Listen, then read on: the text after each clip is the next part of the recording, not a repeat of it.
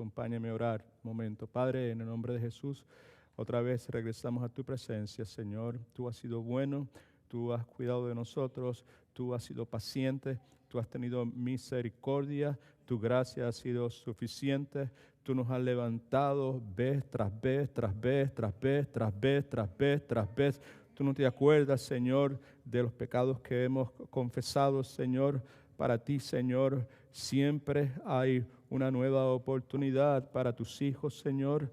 Tú no te das por vencido con nosotros, Señor. En esta hora, en este día, en este momento, nuestras almas te alaban, Señor. Nuestras almas reconocen la magnitud del pecado que había en nosotros y el inmenso amor que tú desplegaste por cada uno de nosotros, de poner tus ojos desde antes de la fundación de este mundo sobre tu pueblo, de habernos comprado, redimido y en su momento, Señor, habernos dado vida espiritual, habernos dado, Señor, tu presencia, tu espíritu, Señor, y desde ese momento en adelante has sido nuestro pastor y nos has cuidado, hemos escuchado tu voz y cuando nos hemos apartado, tú has ido detrás de nosotros, tú has dejado tu rebaño reservado, cuidado por ángeles y has ido en busca de nosotros, Señor, y nos has traído nuevamente al redil y nos encontramos en el redil y como dice el que te alaba, no sabemos cómo nos encontramos nuevamente en este redil tuyo, Señor, pero sí nos encontramos y sabemos que somos tus ovejas y sabemos que tú eres nuestro pastor y sabemos que no hay absolutamente nada que nos pueda arrebatar de tu mano, Señor. En esta hora, Padre Santo, oramos por aquellos que aquí se encuentran, que no tienen esa certeza, que no tienen esa seguridad, que no han podido ver a Cristo como Salvador, como Redentor, como Señor, Padre Santo. Oro por aquellos que están machucados, que están golpeados, que han tropezado, Señor, como nos pasa a cada uno de nosotros todas las semanas, Señor, y que en esta hora vienen aquí con la esperanza de recibir, Padre, de tu ungüento, de tu bálsamo de Gilead, Padre Santo. Úngenos, Señor, con tu presencia. Toca nuestros corazones, levanta nuestros brazos cargados, Señor. Llénanos de tu fuerza espiritual, Padre Santo. Oh, que el ejemplo de Pedro sea un ejemplo que provoque en nosotros, Señor, odio por el pecado y al mismo tiempo una apreciación infinita y eterna por tu amor, por la obra de Cristo en la cruz del Calvario para con nosotros, Señor. Te rogamos por los hermanos de nuestra congregación cuya salud está un poco comprometida en estos días. Los levantamos delante de ti como lo hemos hecho siempre, sabiendo que tú eres el Rey soberano del universo, sabiendo que nuestra vida está en tus manos, sabiendo que tú eres el médico por excelencia. Ahora, Padre, te rogamos, Señor, por sus almas. Te rogamos, Padre Santo, que tú vivifiques sus almas, que tú purifiques sus almas, Señor, que tú eleves su atención no a la situación a su alrededor ni su condición física, sino que eleve sus almas, su mirada hacia ti, Señor, que eres el gran dador y que eres el creador y sostenedor de la vida, Señor. Tú has determinado un tiempo en que íbamos a entrar en este mundo. Tú has determinado el tiempo que vamos a estar en este mundo y tú ya determinaste el momento en que vamos a salir de este lado de la eternidad. O que confiemos en ti, o que busquemos el tiempo que estamos aquí, utilizarlo correctamente y rehusar desperdiciarlo. Háblanos, Señor Jesucristo. Habla a mi corazón. Ten misericordia de mí, que soy un hombre pecador, salvo única y exclusivamente por tu gracia, por tu favor inmerecido. En el nombre de Jesús oramos. Amén.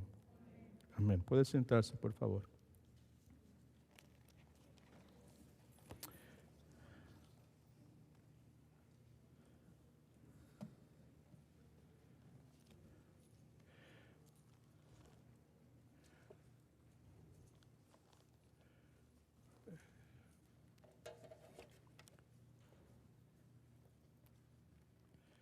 Espero que al entrar haya usted recibido una copia de el el bosquejito este que le damos todos los domingos, donde usted puede tomar notas, donde usted puede hacer algunas anotaciones. Hay unos blancos que se pueden llenar.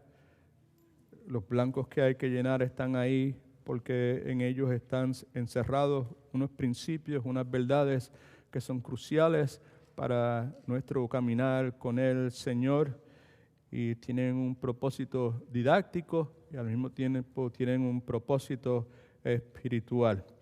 Vamos a considerar en la tarde de hoy lo que se me ha ocurrido titular un retrato realista de un matete de Jesucristo. La palabra matete es una palabra muy usada en nuestra iglesia. Algunas personas no saben, no están familiarizadas con ella. Y la palabra lo que quiere decir es discípulo. Un retrato realista de un verdadero discípulo del Señor Jesucristo. Vamos a estar considerando el capítulo 14 del Evangelio de San Marcos, donde primeramente nos vamos a encontrar con la predicción de la famosa negación del apóstol Pedro, que ha sido considerada a través de la historia en distintas formas, ya sea en la literatura, en la poesía, en la música, en la pintura.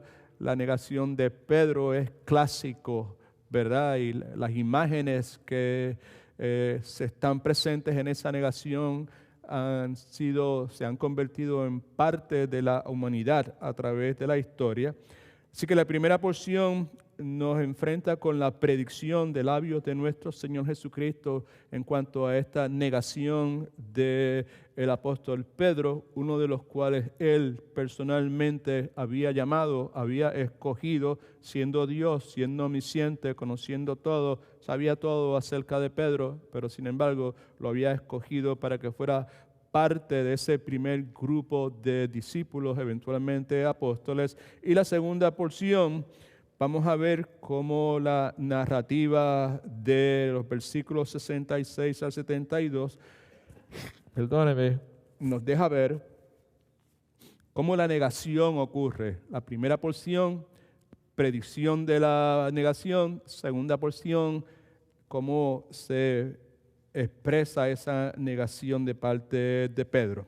Ya lo leímos al comienzo de nuestro servicio nuevamente esta mañana, hace un rato, mejor dicho, perdónenme, pero creo que es necesario, esencial, imprescindible volver a leer nuevamente, quizás hacer un pequeño paréntesis cuando entienda que sea necesario, porque en realidad lo que yo pueda contribuir en la enseñanza que Dios me ha concedido para compartir con ustedes no es realmente de gran importancia. Lo que sí es importancia es lo que contiene la palabra de Dios, inspirada por Dios, reservada por Dios, protegida por Dios.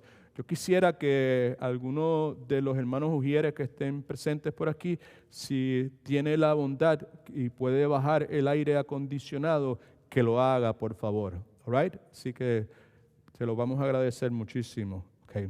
Así que vemos primeramente en Marcos capítulo 14, versículos del 26 al 31. Vamos a leer entonces, dice lo siguiente.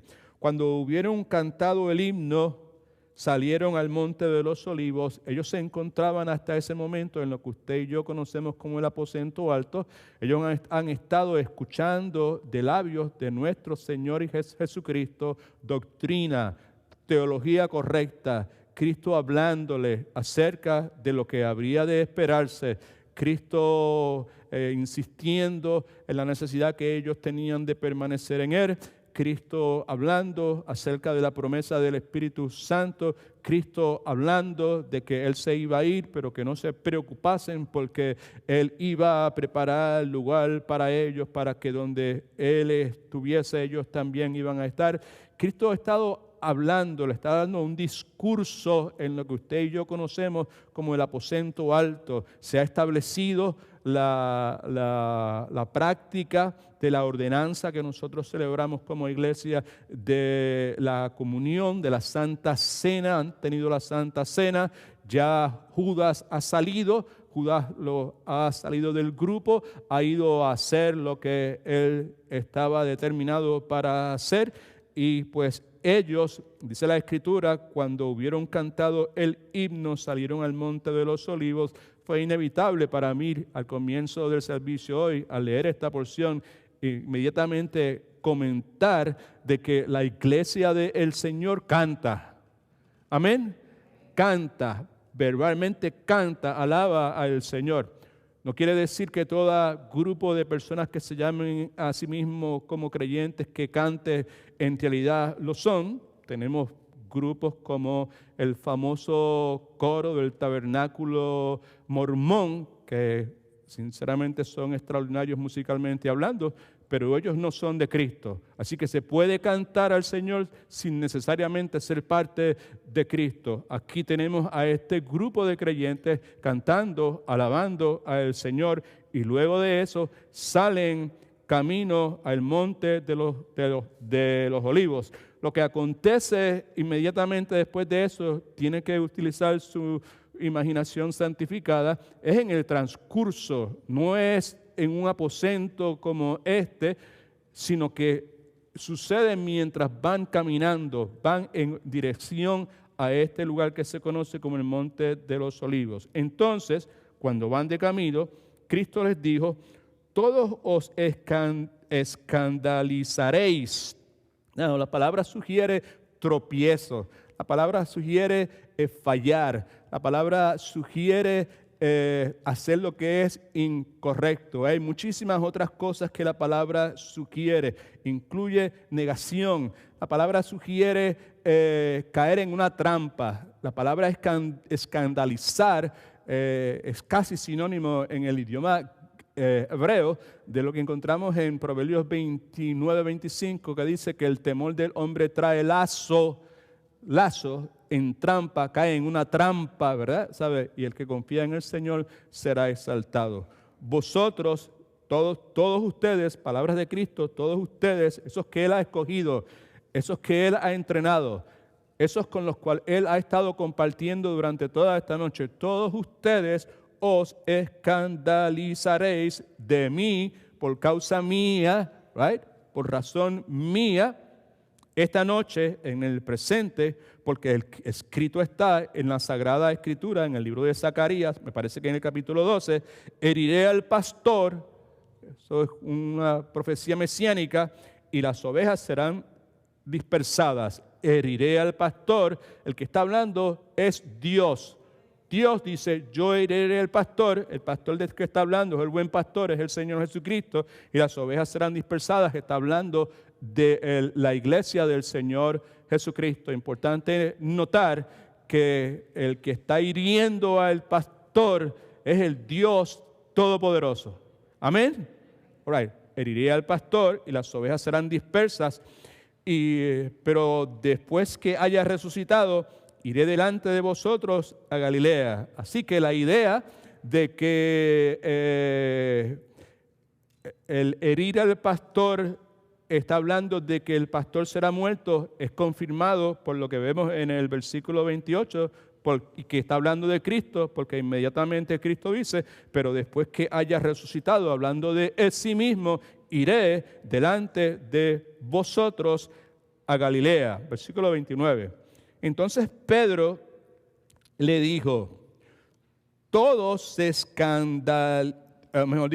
aunque todos se escandalicen, yo no.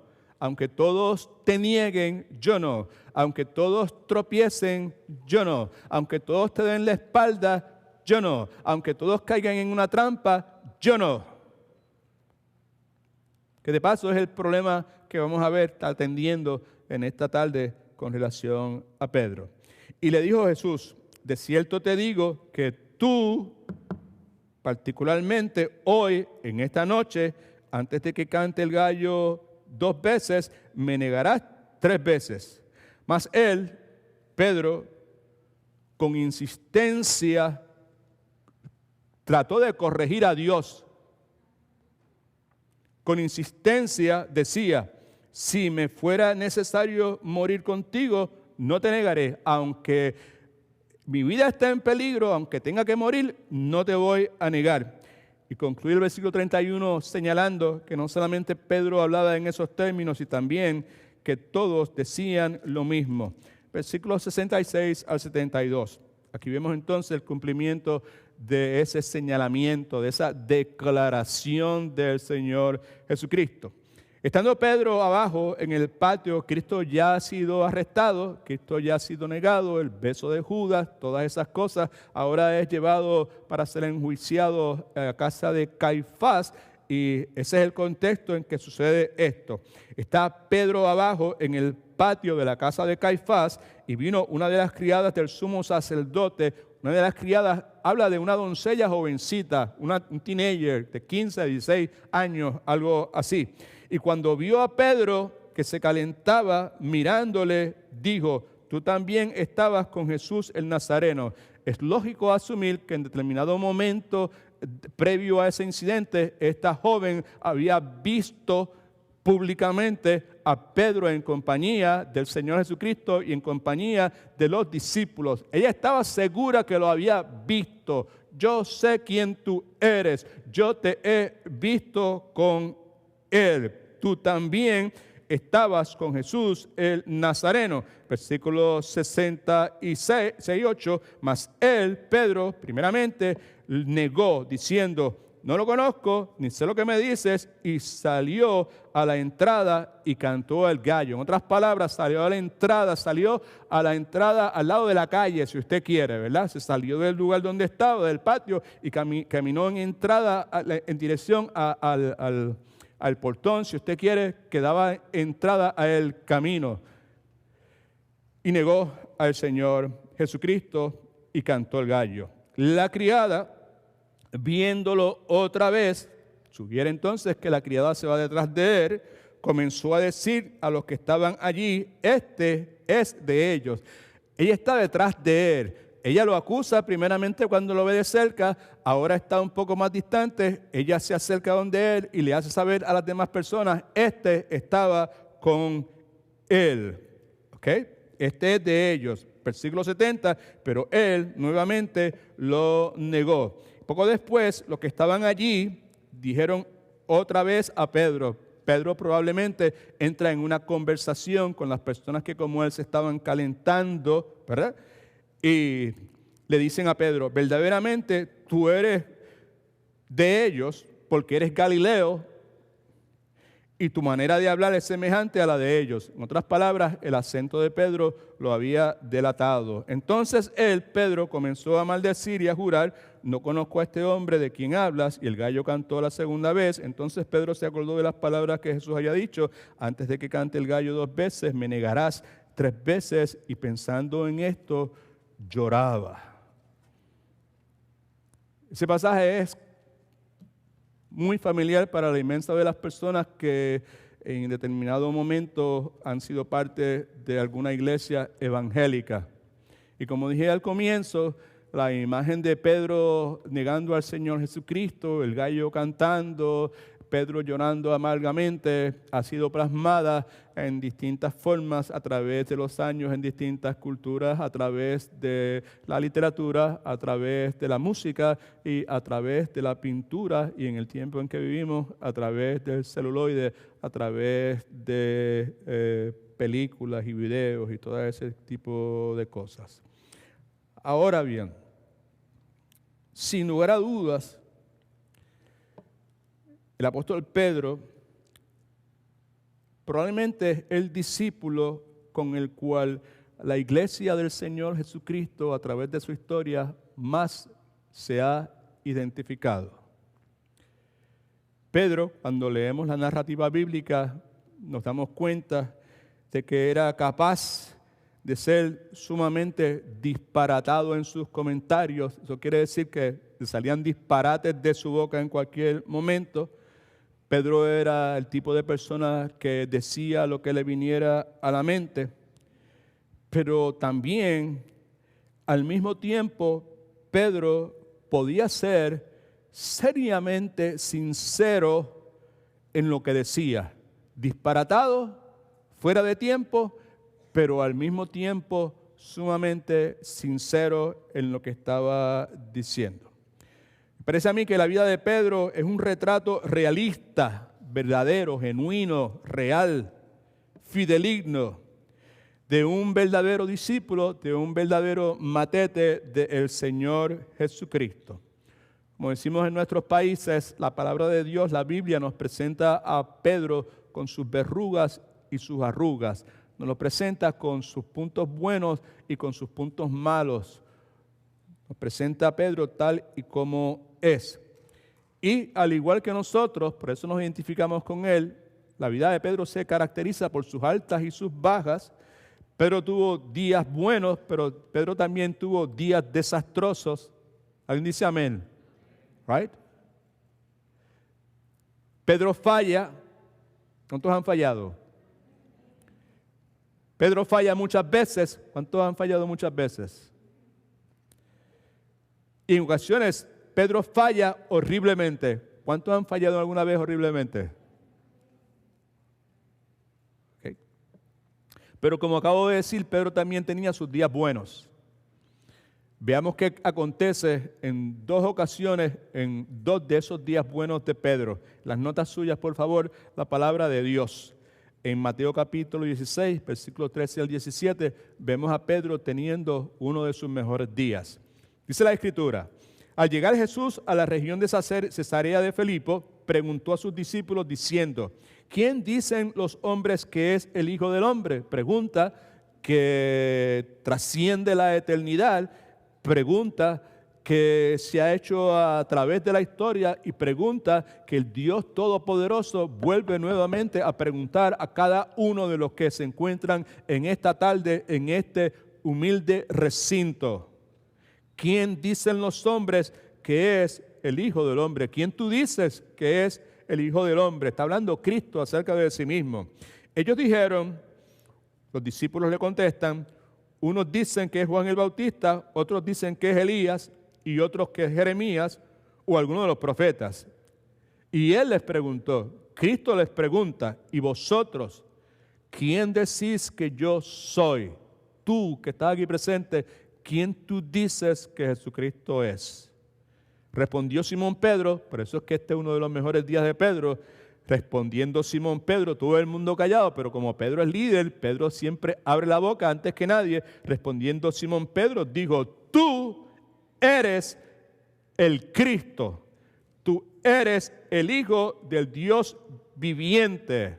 No, esa expresión, esa confesión no emana de Pedro. Esa confesión es el resultado de la obra del Espíritu de Dios en este siervo de Dios, en este discípulo del Señor Jesucristo que conocemos como Pedro. Tú eres el Cristo, el Hijo del Dios viviente. Entonces le respondió Jesús, bienaventurado, bendecido, dichoso tú eres Simón, hijo de Jonás, porque no te lo reveló carne ni sangre, sino mi Padre que está en los cielos. Lo que acabas de decir no ha sido una conclusión a la cual has llegado tú, sino que lo que ha salido de ti es la obra del Espíritu de Dios en ti, que te ha abierto tus ojos, tus escamas se han caído y ahora puedes darte cuenta de quién soy yo. Tú eres el Cristo, el Hijo del Dios viviente. Si no me han entendido, lo que este pasaje nos comunica es que Pedro reconoce la verdadera identidad de Jesús de Nazaret. Pedro reconoce que Jesús es el Cristo. Pedro reconoce que Jesús es el Mesías prometido. Alabado sea el nombre de Dios. En Juan capítulo 6, versículos de 66 al 69, luego de Cristo haber hecho uno de estos pronunciamientos característicos de Él para asegurarse que filtraba, ¿verdad?, y purificaba el grupo de personas que le estaban siguiendo. Porque al comienzo de su ministerio, como todos me imagino saben, el ministerio de Jesucristo era un ministerio que fue altamente exitoso desde su comienzo, porque fue caracterizado por lo que se conoce como milagros, ¿verdad? Intervenciones de carácter sobrenatural, sanidades, provisiones sobrenaturales para las personas, y la voz se riega y cientos de miles de personas van detrás de Jesucristo, pero como la misma Escritura dice, no con el propósito de reconocerle por quién es, sino con el propósito única y exclusivamente de recibir los panes y los peces, right? Panes y peces, que es la expresión que se utiliza para dejar ver cuál era la motivación de las personas que lo seguían. La multitud que lo seguía era beneficiarse personalmente. ¿Qué es lo que éste puede hacer por mí? Puede multiplicar panes, puede multiplicar peces, puede sanar los ciegos, puede sacar demonios, puede hacer esto. Pues yo estoy enfermo, mi hijo está enfermo, mi hija está enfermo, pues vamos a arrancar todo el mundo por ahí, vamos a abandonar las cosechas, vamos a abandonar y vámonos detrás de él para que él pues pueda hacer todas esas cosas. Y nos dice la Escritura que periódicamente Cristo se detenía, porque Cristo muy pocas veces se detenía en un lugar como estamos haciendo aquí, y las personas estaban al frente de él para él hablarle a las personas. Normalmente él caminaba y las personas le seguían, y periódicamente él se detenía y hacía unos reclamos, ponía unas condiciones para seguirle a él, para ser parte del grupo de él, que para la mayor parte de las personas que lo que estaban era en busca de los panes y los peces, pues no encajaban. Y dice la Escritura que cada vez que él hacía una declaración como esa, cientos, miles de personas empezaban a dejar de seguirle. Ahora, aquí en Juan capítulo 6, versículos 66 y 69, Cristo ha hecho una de esas declaraciones. Cristo había hablado acerca de la necesidad de que sus seguidores tenían de comer de su sangre y beber comer de su carne, mejor dicho, y beber de su sangre, algo que en este momento no tenemos la oportunidad, el tiempo necesario para poder clarificar, pero que la Escritura habla sobre eso y tiene una explicación muy lógica. Y que luego de haber hecho él esas declaraciones, muchos dejaron de seguirle, y en ese momento nuestro Señor hace una pregunta sumamente seria. Pedro, teniendo un buen día, contesta poderosamente, que es lo que vemos ahí en Juan capítulo 6, versículos 66 al 69. Desde entonces muchos de sus discípulos volvieron atrás después que él hizo ese reclamo. ¿Tú quieres seguirme? Pues tiene que comer de mi carne y tiene que beber de mi sangre. Desde ese momento muchos de sus discípulos que entendieron lo que él quería decir, arrancaron. Nosotros no estamos dispuestos a sacrificar nuestra vida, nosotros no estamos dispuestos a llevar nuestra cruz, no estamos dispuestos a negarnos a nosotros mismos, no estamos dispuestos a abandonar a padre, madre, hijo, hermano. Nosotros no estamos dispuestos a hacer eso, que era parte de los reclamos que Jesucristo establecía, porque Él quería no solamente ser Salvador nuestro, Él quiere ser Señor nuestro. Amén. Y el discípulo nunca podrá ser mejor que su maestro.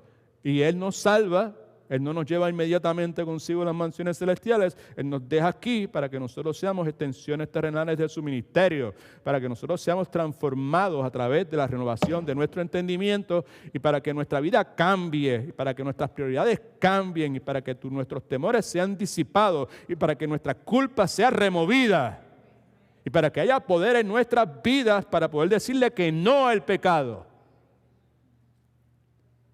Nos da la capacidad de poder amar en formas que nunca antes hemos sido capaces de amar. Nos da la capacidad de hacer lo que Él insistía que debíamos hacer nosotros, negarnos a nosotros mismos, poner las necesidades, los intereses de otras personas por encima de las nuestras. ¿Alguien dice amén? Aleluya.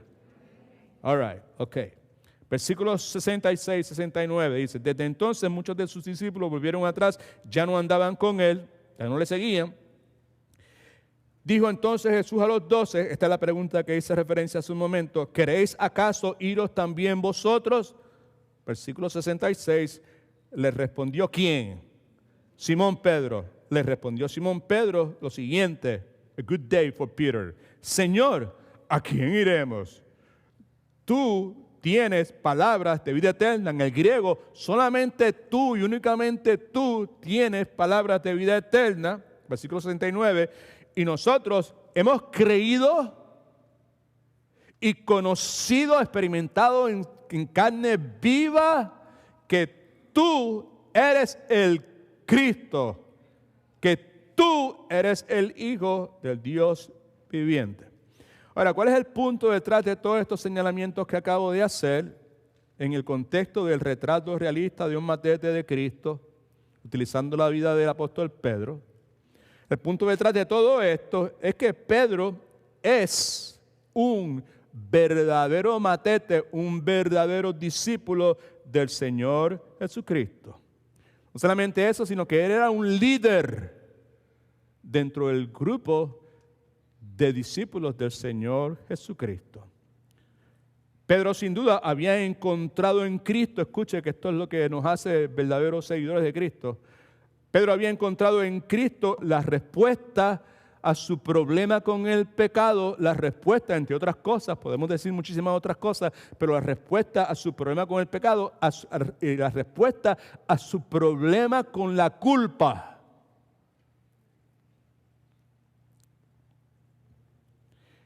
Como resultado de eso, Pedro entrega su vida al Señor Jesucristo.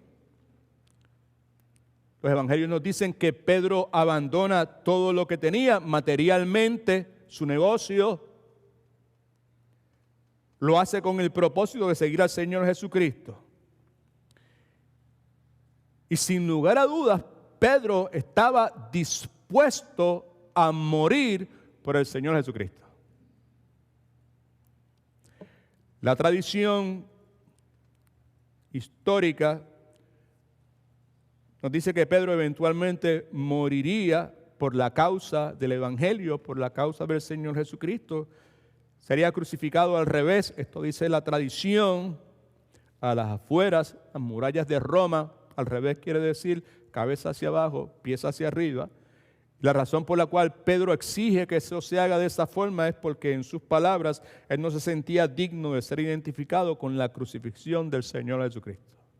Verdadero discípulo del Señor Jesucristo, el apóstol Pedro. Ahora, Pedro tenía un problema. Tenía muchos, pero uno en particular que identificamos en esta tarde. ¿Cuándo ustedes tienen algún problema? Cuando tenemos problemas, no estamos hablando de problemas con otras personas, problemas con nosotros mismos. Pedro tenía una deficiencia. Pedro tenía un talón de Aquiles. Pedro tenía muchas debilidades, pero en una en particular la estamos identificando en este momento. ¿Cuántos tienen talones de Aquiles? ¿Cuántos tienen debilidades? Porque la idea es que pues veamos la vida de Pedro y podamos nosotros identificarnos y cobrar ánimo de eso. Por eso es que la palabra es fuente de esperanza, es fuente de consuelo, es fuente de fortaleza para nosotros, ¿no? Vemos lo que la Escritura dice, vemos la narrativa, todos esos ejemplos en el Antiguo Testamento, mucho de lo que hay es narrativo, descriptivo, describiendo las cosas que Dios hacía y no tienen que ver absolutamente nada con nosotros. Pero hay otras cosas que son prescriptivas, que sí son para la aplicación nuestra en este momento. Pero por encima de todas las cosas, todo está escrito para nuestro beneficio, todo está escrito para nuestro aliento, todo está escrito para que nosotros cobremos esperanza, ánimo, que no tiremos la toalla, que continuemos hacia adelante. Pedro tenía un problema. Y ese problema lo vemos en la frase que se encuentra en el versículo 29 del capítulo 14. Mire ahí en su bosquejo, si quiere, en el primer segmento que escribimos, ahí en sus notas, y subraya el versículo 29. Dice, entonces Pedro le dijo, aunque todos se escandalicen, yo no. Ahí está el problema. Ese era el problema básico de Pedro y es el que estamos enfatizando en esta tarde. Aunque todos se escandalicen, yo no lo voy a hacer. Aunque todos tropiecen, yo no voy a tropezar. Aunque todos te nieguen, yo no te voy a negar. Aunque todos caigan en la trampa de la aprobación del mundo, yo no voy a caer en la trampa de la aprobación del mundo. Escriba esto en sus notas, por favor. En la frase, nunca te negaré, vemos una evaluación totalmente irrealista. Was unrealistic, what Peter said. una evaluación totalmente irrealista de las debilidades de Pedro. Yo no te voy a negar, yo no voy a tropezar, yo no me voy a escandalizar. Esta gente sí, pero yo no. Esa es una evaluación irrealista de sus debilidades. Y también es una evaluación irrealista del poder del remanente de pecado que moraba en él. No evaluó realistamente el remanente de pecado que todavía colgaba de él. Añadí ahí, después del punto de la coma, remanente que también mora en nosotros. Nosotros también tenemos un remanente de pecado en nosotros. Y nosotros también cojamos de esa pata, porque nosotros tenemos una evaluación o hacemos una evaluación o estimación totalmente irrealista de nuestras debilidades. La mayor parte, I would not say la mayor parte, pero muchas personas que se identifican como cristianos han creído filosofías, teologías incorrectas, muchas de las que se propagan en el día de hoy, y pues en vez de tener una idea realista de sus debilidades, niegan sus debilidades. Yo soy poderoso, estoy en Cristo, yo soy cabeza, yo no soy rabo, yo soy esto, yo soy hijo del rey, yo soy princesa, yo soy príncipe, yo soy todas esas cosas, ¿verdad? Y eso provoca que tengan una idea, una evaluación no realista, nuevamente, sus debilidades y del poder del remanente del pecado que mora en nosotros. Por consiguiente, no se reconoce, y si no se reconoce, no se va a poder atender correctamente. ¿Alguien me entendió?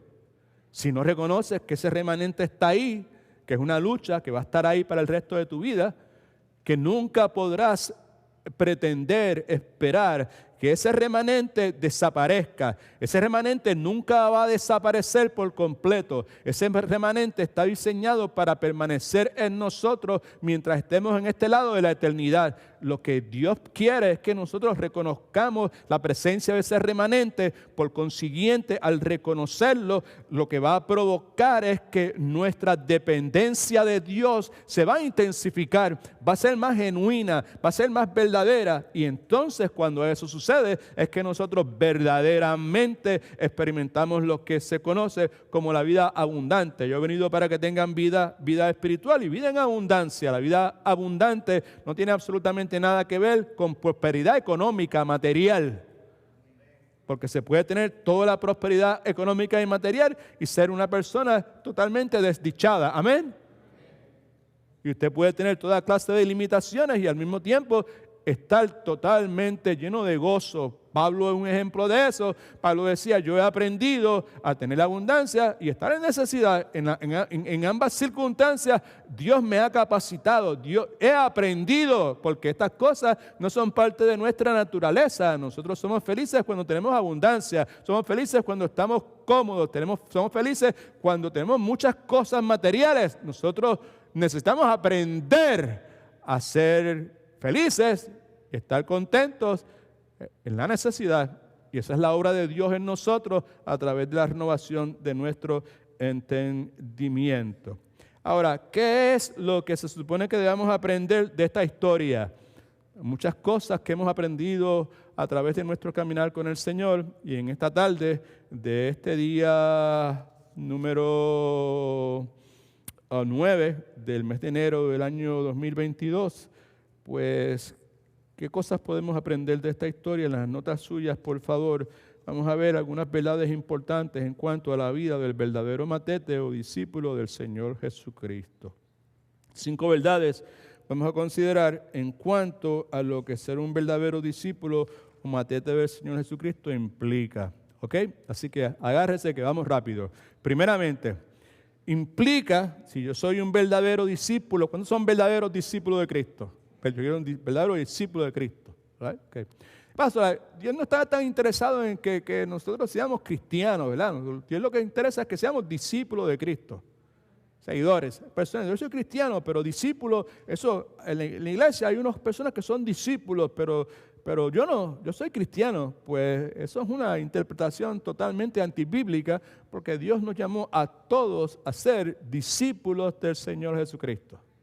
Por eso es que los miércoles en la noche sacrificamos la comodidad, le decimos que no al cansancio y viajamos de distintos lugares alrededor nuestro y venimos por esa hora, 15 minutos a veces, y pues nos sentamos ahí a escuchar cosas que probablemente en el pasado hemos escuchado, pero como si estamos en Cristo, estamos siendo santificados constantemente, nuestra mente está siendo renovada y ahora al escuchar estas cosas nuevamente podemos entenderlas, podemos incorporarlas a nuestras vidas y el resultado de eso es que nos convertimos en verdaderos discípulos del Señor Jesucristo. Gloria a Dios, aleluya, alabado sea el nombre del Señor Jesucristo.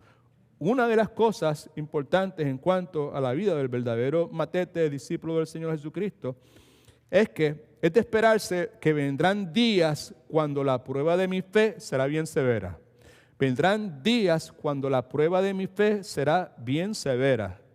Yo quiero seguir a Cristo, yo estoy entregado a Cristo, yo dejo todo por Cristo, yo abandono muchas cosas por Cristo, yo me arrojo ahí a seguir a Cristo, pues también, gloria a Dios, aleluya, santo es el Señor, pero también tengo que tener claro que la realidad es que van a llegar días cuando mi fe va a ser severamente probada. En otras palabras, la palabra de Dios consistentemente nos dice que la fe verdadera será probada y será probada severa e insistentemente. No una vez, no 2 veces, no 3 veces, muchas veces, muchas veces, muchas veces, muchas veces. Now, hace unos momentos, no hay problema, aquí no estamos preocupados por lo que se está viendo en Facebook Live o en los videos en el futuro, simplemente una conversación entre nosotros, ¿verdad?, con la idea de glorificar a nuestro Dios. Now, hace un momento le pedí a los ujieres que bajaran un poco el aire acondicionado porque estaba un poco caliente. Si se torna frío, usted me lo deja saber. Si se torna frío, pues entonces me lo deja saber y le digo a los ujieres que por favor, pues entonces que suban un poco el aire acondicionado. ¿Está frío? No, all right. Ok, pues hang in there. Ok, all right. Gloria al nombre del Señor. God is good. All the time. Gloria al Señor. Nuestra fe va a ser probada severamente e insistentemente.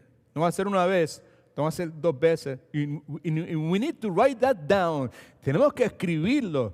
No podemos decir, ok, fue probada severamente, pero qué clase de prueba que esa cuestión. Y pues ya eso pasó. Ahora, ese aspecto, esa forma, no va a ser visitada más.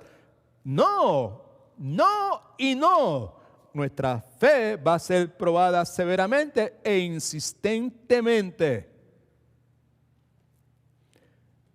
Probablemente de eso es lo que el apóstol Pablo está hablando en Efesios capítulo 6, donde nos amonesta a la iglesia, no son parte de la iglesia a ponernos, a prepararnos diariamente con toda la armadura de Dios, de forma tal, dice la Escritura, que podamos resistir lo que Pablo llama el día malo. Está en sus notas. Efesios 6:13 dice, por tanto, tomad toda, y toda es, un poquito más duro, toda la armadura de Dios para que podáis, subraye eso, para que podáis resistir el día malo, y habiendo acabado todo, estar firmes. Ahora, el día malo se refiere, en mi opinión,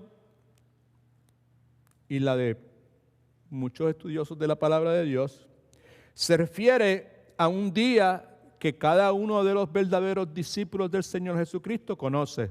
El día malo es un día que tú conoces. Se refiere a un día cuando la presencia del enemigo se siente más cerca que otras veces. ¿Alguien me entiende? Día malo. No es un solo día, pueden ser muchos días que son el día malo. Se refiere a ese día cuando todo parece en tu vida que nada va a salir bien. Día malo. Se refiere al día en que casi podemos saborear la opresión espiritual que cae sobre nosotros cuando todo se oscurece. Ese es el día malo. Nuestro Redentor, el Señor Jesucristo, experimentó su día malo cuando soportó la tentación por 40 días en el desierto. Job, el famoso Job, experimentó el día malo cuando en un momento en particular, dice la Escritura, pierde todo lo que tiene, pierde 10 de sus hijos. Inmensa, sin lugar a duda, la prueba de la fe de Job. David, por otro lado, tiene ese día, un día malo, en el caso de él, escuche que es importante, ese día cuando en vez de estar haciendo lo que debía haber estar haciendo, que era estar con sus ejércitos en el campo de batalla, él se encuentra en el techo de su palacio atisbando a Betsabé. Ese fue uno de los días malos, de los días bien malos para el rey David. Fue un día de tentación. Día malo es día de tentación, es día de prueba. Ahora bien, todo aquel que el Señor Jesucristo, porque todo comienza con Él, todo aquel que el Señor Jesucristo tenga la intención de utilizar para su gloria, sin lugar a dudas, será probado por la tentación. Repito, porque es importante. Todo aquel que el Señor, normalmente hubiese dicho en el pasado, todo aquel que quiera ser utilizado por la gloria de Dios, y podría ser, pero es bíblicamente incorrecto. Todo aquel que el Señor tenga la intención de usar para su gloria, sin lugar a dudas, será probado por la tentación. Será probado. Si Dios tiene la intención de utilizarle a usted, usted délo por sentado, que usted va a ser probado por la tentación. Ahora lo que falta es que usted sepa definir correctamente lo que es probado y lo que es tentación y todas esas cosas que en esta tarde no vamos a tener el tiempo de definir detalladamente, pero sí podemos ir a Primera de Pedro, capítulo 1, versículos 6 y 7, donde se nos habla sobre ese particular. Por lo cual, Primera de Pedro, capítulo 1, 6 y 7, por lo cual vosotros, hablando a la iglesia, os alegráis. ¿Por qué os alegráis? ¿Cuál es el motivo de su alegría? Aunque ahora, por un poco de tiempo, si es necesario, tengáis que ser afligidos, ¿en qué? En diversas pruebas. ¿Con qué propósito, Pedro? Para que sometida a prueba vuestra fe, mucho más preciosa que el oro, el cual, aunque perecedero se prueba con fuego, sea hallada en alabanza, gloria y honra cuando se manifieste nuestro Señor Jesucristo, el momento de rendir cuenta de qué es lo que ha pasado con nuestra vida. Así que aquí vemos a Pedro diciendo que la prueba, como el fuego del refinador, sacará a flote la escoria, dross, sacará a flote lo desechable de nuestra propensidad a caer en pecado. Y el propósito de esa prueba es que aprendamos, escucha, importante, que aprendamos a recostarnos en Cristo, que aprendamos a depender de Cristo y que aprendamos no solamente a recostarnos, a depender de Cristo, sino a mantenernos agarrados de Cristo. Ahora, Dios quiere que nos mantengamos agarrados de Cristo, no con una mano. Dios quiere que aprendamos mantenernos agarrados de Cristo con dos manos, totalmente, con dos manos, porque si estoy agarrado de Cristo con dos manos, quiere decir que no voy a estar agarrado de nada más. Muchos quieren estar agarrados de Cristo y agarrados de otras cosas. Alabado sea el nombre del Señor.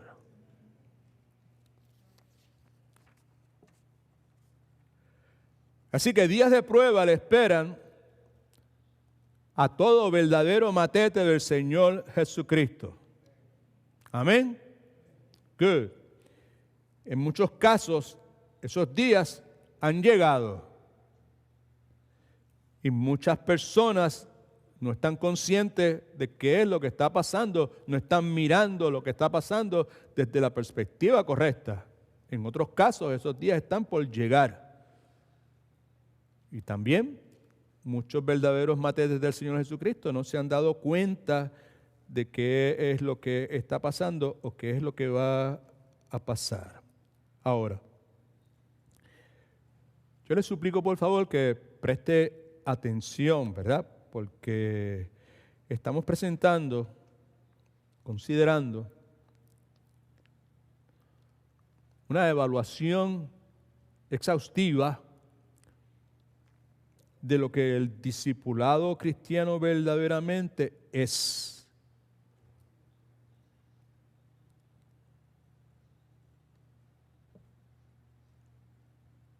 ¿Por qué razón? ¿Por qué estamos presentando una evaluación exhaustiva de lo que el discipulado cristiano verdaderamente es? Cristo dijo, toda potestad me es dada en los cielos y en la tierra. Por lo tanto, ir y hacer discípulos, bautizándoles en el nombre del Padre, Hijo y del Espíritu Santo, enseñándoles todas las cosas que yo he compartido con ustedes, ya que yo estoy con vosotros todos los días hasta el fin del mundo. Así que la idea de un discipulado cristiano, pues no es una idea que pueda tener una iglesia, una denominación, una inclinación teológica. Es simplemente la palabra del Señor Jesucristo. Ese es el propósito de Jesucristo, que hiciéramos discípulos. Amén. Yo le estoy suplicando que preste atención porque lo que estamos tratando de hacer es presentar una evaluación exhaustiva, profunda, de lo que el discipulado cristiano verdaderamente es. Por estas razones, porque aunque en Cristo, a través del nuevo nacimiento, preste atención, que está un poquito profundo, pero no es muy difícil de entender. En Cristo, nuevamente, aunque hemos sido traídos a unión y comunión con Él a través del nuevo nacimiento, la regeneración, amén, all right? Aunque ahora, bíblicamente hablando, somos coherederos con Cristo, ¿alguien dice amén? Somos coherederos con Cristo, dice la Escritura. Aunque conforme a 2 Corintios capítulo 5, versículos 17 y 18, las cosas viejas pasaron y he aquí todas están siendo hechas nuevas. Aunque todo eso es cierto, escuche por favor, el remanente de pecado aún reside en mí y en ti y en cada uno de los verdaderos discípulos del Señor Jesucristo. Y por eso le suplico por favor que preste atención a esta evaluación exhaustiva de lo que el discipulado cristiano verdaderamente es. Todas esas cosas son correctas. Yo estoy unido a Cristo, yo estoy en comunión con Cristo, yo soy coheredero de Cristo. En mí las cosas viejas pasaron, todas hechas están siendo nuevas. Pero también es cierto que en mí constantemente está ahí latente, está activado, si usted quiere, un remanente de la vieja naturaleza, del viejo hombre, del viejo Edwin, del pecado que aún reside en mí. ¿Alguien dice amén? Eso yo lo entiendo porque yo lucho con eso. ¿Quién lucha con eso? I hope you do, right? I hope you do know. I hope you realize that, okay? Que eso es lo que está pasando, right? Porque if you don't realize that that is present in your life, you're not going to deal properly with that. You're not going to say, yo te machaco y yo te digo. You're not going to do that.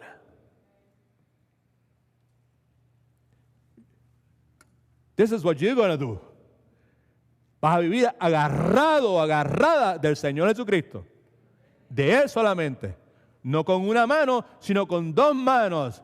No Cristo más esto, aquello otro. Es Cristo solamente.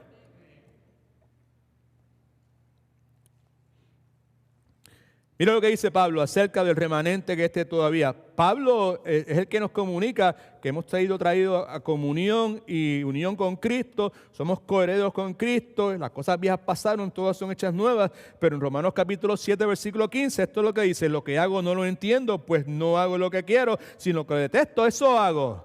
Ese es el remanente ese que está ahí activado. En Gálatas 5, 17 esto dice Pablo. Porque el deseo de la carne es contra el espíritu. Le está hablando a verdaderos cristianos, a verdaderos matetes del Señor Jesucristo. Y el deseo del espíritu es contra la carne. El deseo de la carne es yo, lo que yo pienso, lo que yo creo, mi perspectiva, lo que yo creo que es correcto y que sé. Y el Espíritu dice, no, es lo que Dios dice, la negación, amar a otros, poner necesidades de otros por encima de las mías, decirle que no a mi ego. Y estos se oponen entre sí para que no hagáis lo que quisierais. Así que escúcheme, por favor. Por medio de la intensidad de la prueba de Pedro, que Pedro está experimentando, el apóstol está aprendiendo muchas cosas, entre ellas está aprendiendo quién en realidad él es. Porque si Pedro hubiese tenido conocimiento ahí fideligno, verdadero, genuino, de quién él era, no hubiese cometido la torpeza de decir, toda esta gente va a tropezar, todos estos se van a escandalizar, todos estos te van a negar, pero yo, no. Pedro hace esa afirmación porque no conoce quién en realidad él es. Y a través de todo lo que está pasando, está aprendiendo quién en realidad él es. Escriba esto en sus notas, por favor. Como Pedro, usted y yo precisamos aprender, subraya aprender, vamos a aprender en cuanto a la forma en que hacemos promesas a Dios basados en nuestra autodependencia, en vez de solo depender de la soberanía de Dios y de la provisión del Espíritu Santo. ¿Okay? Precisamos aprender de forma tal que al momento de hacer promesas, porque nosotros, I don't know how to say this nor in English nor in Spanish, but I'm going to try. I fear men, I don't fear men, I fear God. Okay? So, we overpromise and underdeliver. Is that right? We overpromise and underdeliver. Nosotros nos las pasamos prometiendo, pero cuando llega el momento de entregar lo que hemos prometido, pues nos quedamos bien cortos. Right? So, necesitamos aprender en cuanto a las promesas que hacemos a Dios. No deben estar basadas en nuestra autodependencia o autosuficiencia. Debemos depender de la soberanía de Dios y de la provisión del Espíritu Santo. Así que lo primero que vemos es que vendrán días cuando la prueba de mi fe será severa. Segundo, debo ser realista en cuanto a mi habilidad para resistir la tentación, la prueba. Ser realista de mi capacidad para resistir la tentación. Ahora, Pedro, al igual que muchas personas, no todo el mundo es así, pero hay personas como Pedro que tienen una confianza natural en sí mismo que es abrumadora. Not me, him, probably. She, I'm expecting that. But not me, yo no. Ellos sí, pero yo no. Hay personas que tienen una confianza natural en sí mismo abrumadora, que les empuja a decir, como dijo Pedro, yo no me voy a escandalizar, gracias por decirlo, Señor Jesucristo, tú eres Dios, tú eres el Hijo del Dios viviente, tú eres el Creador, todas las cosas fueron hechas por ti, tú eres todas esas cosas, pero en este caso, pues se te fue el avión, en este caso, pues te equivocaste, ¿ok? Porque definitivamente yo no me voy a escandalizar, yo no voy a tropezar de ninguna forma, yo no voy a caer en ninguna trampa, yo no te voy a negar. Now, la verdad es que cada uno de nosotros instintivamente desearíamos que esa fuera la realidad de nuestra vida. Amén. Que nunca negáramos al Señor, que nunca tropezáramos, que nunca nos escandalizáramos. Que nunca le diéramos la espalda al Señor en ninguna forma. Alguien dice amén a eso. Yo desearía que eso fuera de esa forma. Ahora, el problema que tenemos con ese deseo es que la Escritura nos advierte de que eso no es realista. Todos tenemos que reconocer la detestable verdad que se nos describe en 1 Corintios capítulo 10, versículo 12. Ahí en sus notas, que dice: así que el que se piensa estar firme, mire que no caiga. O sea, aquí ninguno de nosotros puede decir, debe decir: yo nunca te voy a negar, yo nunca te voy a tropezar, yo nunca me voy a escandalizar, porque la Escritura dice: así que el que se cree que esté firme, mire que no caiga. No solamente eso, sino que la Escritura, la palabra de Dios, Sagrada Escritura, nos habla de creyentes cristianos que muchos de nosotros consideramos como héroes de la Escritura, algunos de ellos incluidos en el Salón de la Fama de la Fe, en Hebreos capítulo 11, creyentes que seriamente tropezaron, que seriamente se escandalizaron, que seriamente fallaron y que cayeron en pecado. En medio de aquella generación tan pecadora, dice la Escritura en el libro de Génesis, que Noé halló gracia delante de Dios. Ese es el mismo Noé que se emborracha y trae vergüenza a su familia. La palabra nos habla de Abraham como el padre de la fe, el mismo que consistentemente miente para salvar su persona, intimidado por las presiones que venían a su vida, miente con relación a su esposa. Hombre conforme al corazón de Dios, es la forma que se nos habla del rey David, que todos sabemos que comete adulterio, que todos sabemos que es culpable de asesinato, que todos sabemos que se mantiene en un estilo de vida de mentira, mintiendo por un periodo extenso de tiempo. Dice la Escritura que mientras oculté mis pecados, mis huesos se consumían, creo que el Salmo 32 de David. Sansón, presente en el Salón de la Fama de la Fe, todos sabemos que era un mujeriego en un periodo de su vida. Marcos, el que escribe este libro, en determinado momento en su vida temprana, abandonó el ministerio. La presión fue demasiado fuerte. Y yo, ¿sabes qué? Yo me voy para casa. Ustedes breguen ahí.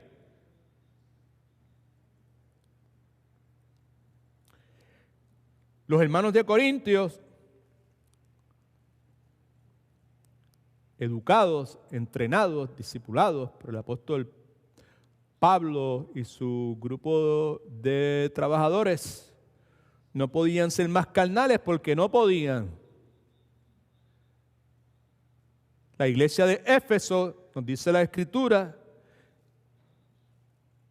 que a pesar de todas las grandes manifestaciones del poder, la bendición, el cuidado de Dios, abandonaron su primer amor.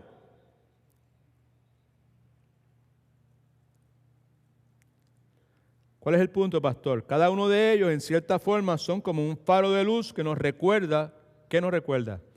Que aún los fuertes y poderosos en la fe pueden caer. Que aún los fuertes y poderosos en la fe pueden caer públicamente. Que aún los poderosos y fuertes en la fe pueden caer trágicamente. Y que aún usted y yo también podemos caer. Leí esto, un libro que estaba leyendo los otros días, decidí escribirlo aquí. Esto lo escribió un pastor anciano muy respetado.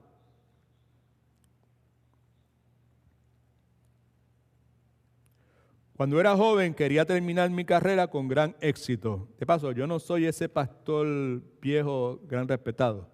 Es un pastor verdaderamente viejo, mayor, respetado por un pastor que se llama Sinclair Ferguson, que fue el que escribió el libro.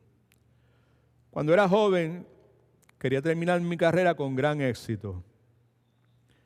Ahora que pasé los 75 años, Solo quiero terminar mi carrera sin cometer un pecado horrible.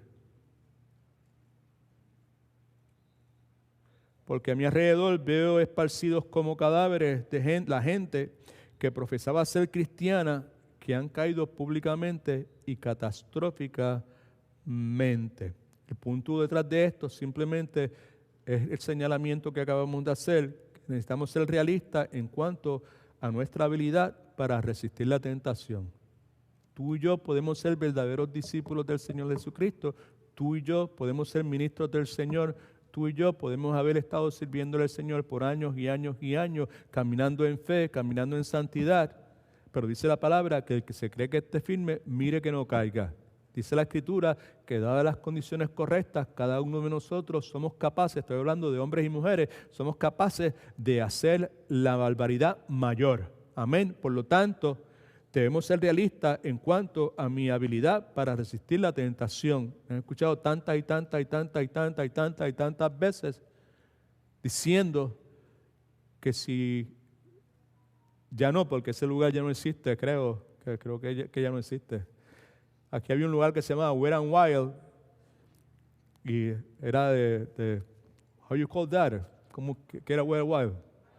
El water park, ahí digo, exactamente. La gente iba pues a nadar y toda clase de exhibicionismo y todas esas cosas. Y pues yo decía por mucho tiempo que si alguien algún día le dice que vi al pastor Edwin en Wet n Wild, dos cosas eran posibles. Una, que era una mentira, y la otra era que lo drogaron y se lo llevaron arrestado y cuando despertó allí. Porque la Biblia, no dice la Biblia, pero sabemos, la sabiduría de nuestro pueblo nos dice que si nosotros no queremos que las abejas o las avispas nos piquen, no debemos acercarnos donde hay que avisperos, right? Okay? Eso es lo que nos dice la Escritura. Debemos vivir con esa realidad. Y hay muchos creyentes que son como Pedro, que tienen una idea de que yo no voy a pasar, eso no me va a pasar. Ya me pasó una vez, yo aprendí mi lección. Así que puedo volver nuevamente. Wrong, totalmente equivocado. Eso muy bien puede ser tu talón de Aquiles, mi talón de Aquiles. Por consiguiente, yo no voy a bajar la guardia. ¿Cuántos alaban al Señor? Good. All right. Punto número 3 en sus notas, por favor. Debo mantenerme alerta en cuanto a la forma en que la tentación viene. ¿Por qué razón? La tentación no avisa. La tentación viene a nuestra vida como parte de un proceso. Sería totalmente distinto si supiéramos de antemano el día y la hora en que la tentación se va a presentar. ¿Por qué razón? Pues porque si sabemos cuándo se va a presentar, haríamos todo lo necesario, nos prepararíamos en la forma que fuera necesario para hacerle frente. Pero no es de esa forma. Algunas cosas que son un poco prácticas, ¿verdad? Me pareció prudente acomodarlas aquí en este momento y pues espero que en alguna forma le beneficie. La tentación por lo regular se presenta en nuestra vida en determinados momentos. Por ejemplo, cuando nosotros estamos física, mental o relacionalmente agotados, la tentación lo más probable es que va a decir presente. Cuando estamos enfrentando una circunstancia y la cosa se pone más y más y más complicado, cuando llegamos al borde de la desesperación, la tentación probablemente va a decir presente. Cuando por una razón u otra estamos siendo negligentes con nuestro tiempo devocional, cuando estamos siendo negligentes con nuestro tiempo de oración, ese es un buen momento para la tentación decir presente. Cuando hemos tenido algún altercado con alguien, conflicto no resuelto, cualquier circunstancia así en nuestro lugar de trabajo o lo que sea, la tentación por lo regular es decir, this is a good time for me to show up. Y sobre todo, cuando estamos indefensos emocionalmente cuando estamos golpeados, machucados emocionalmente, es un excelente tiempo para la tentación de decir presente. Pedro es el ejemplo clásico de lo que acabo de decir. Escuche, en Marcos 16, 18, luego de hacer esta gloriosa declaración inspirada divinamente, nuestro Señor responde a la declaración de Pedro en Marcos 16, 18 de esta forma. Pedro ha hecho una declaración gloriosa y Cristo le responde: y yo también te digo que tú eres Pedro, y sobre esta roca, esa roca es esa manifestación que Él ha hecho. Tú eres el Cristo, el Hijo del Dios viviente, tú eres el Mesías, tú eres Dios mismo. Edificaré mi iglesia y las puertas del Hades, del infierno, no la dominarán. Ahora, en Marcos 14, 66 al 70, escuche, porque lo que vamos a ver aquí nuevamente es que debo mantenerme alerta en cuanto a la forma en que la tentación viene, porque la tentación viene como parte de un proceso, ¿ok? Aquí en Marcos 14, luego de que Dios le ha dicho todo esto a Pedro y que Pedro está, ¿sabe? Pedro ha sido inspirado divinamente, ¿ok? Ahora aquí en los versículos que leímos 66 al 70, nos encontramos con el mismo Pedro, pero ahora está siendo seriamente intimidado por una muchachita joven, por una joven criada. Marcos 14, 66 al 70, nuevamente. Estando Pedro abajo en el patio, vio una de las criadas, subrayé eso, del sumo sacerdote, y cuando vio a Pedro que se calentaba, mirándolo, eye contact, le dijo: tú también estabas con Jesús, el Nazareno. Pero él lo negó, diciendo: yo no lo conozco, ni sé lo que dices, y salió a la entrada. Se salió de la cercanía de ella. Ella se quedó en este lugar y él se fue allá a la salida, a la entrada de la iglesia, si usted quiere. ¿Okay? Y cantó el gallo. La criada, viéndolo otra vez, se acerca y comenzó a decir a los que estaban: este es uno de ellos. Yo lo que quiero que veas es el proceso. Cómo la tentación sigue, la prueba sigue un proceso. ¿Ok? Versículo 70. Pero él volvió a negarlo. Poco después, los que estaban allí dijeron otra vez a Pedro: verdaderamente tú eres uno de ellos, porque eres Galileo y tu manera de hablar es semejante a la de ellos. Así que la lectura nos sugiere de este pasaje que la joven previamente había visto a Pedro en compañía de sus discípulos en algún lugar de Jerusalén. Ella definitivamente lo había visto, se lo deja saber. Pedro niega a entender de qué es lo que ella está hablando. El punto es que la falla de Pedro, la forma en que Pedro tropieza, escuche por favor, no fue lo que en la cultura nuestra se conoce como una mentirita blanca. Pedro ha fallado embarazosamente. Pedro ha metido la pata sin restricciones. De paso, Pedro no hacía nada a medias. Era todo o nada. How was Peter? Pedro trata de apartarse de la joven, pero la joven lo sigue y le dice: definitivamente tú eres uno de ellos. Pedro vuelve a negarlo. Pedro establece una conversación con los que están allí. Su acento galileo lo delata. Por tercera vez le vuelven a decir: tú eres uno de ellos. Y Pedro por tercera vez lo niega. El punto es este: Pedro ha experimentado una presión despiadada en ese proceso de prueba, de tentación, que termina Pedro haciendo lo que había dicho que no iba a hacer. Pedro termina escandalizándose o tropezando públicamente por causa del Señor Jesucristo. Escriba esto en sus notas, por favor. Nunca debo bajar la guardia. Nunca debo bajar la guardia. Nunca debo bajar la guardia. Nunca debo bajar la guardia. ¿Por qué razón? Dado el caso que la tentación, la prueba, no se conformará con hacerme tropezar una vez. ¿Me entendió? All right? Oye, ya yo pasé por eso, así que ya yo sé cómo bregar con eso. No baje la guardia. Nunca baje la guardia. Nunca se conformará la tentación de hacerme tropezar una vez. Continuará acechándome vez tras vez, tratando de desgastar, escriba eso, desgastar mis defensas en variadas formas, en distintas formas. Eso lo va a hacer. Número 4 en sus notas, y perdone que vaya tan rápido.